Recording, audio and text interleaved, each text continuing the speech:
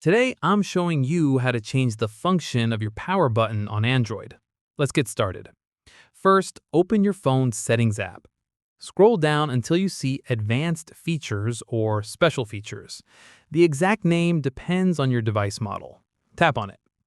Look for either gestures or side button options. If you see gestures, tap on it first.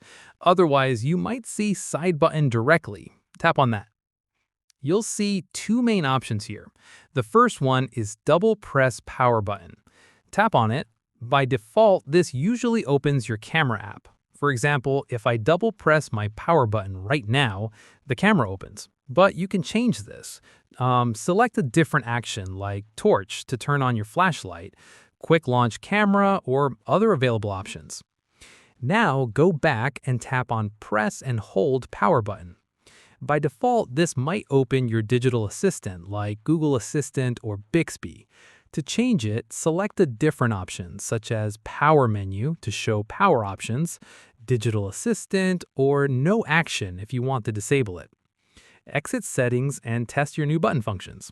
Double press to see if your selected action works, and long press to confirm the other action. And that's it. You've successfully customized your Android power button to work exactly how you want it.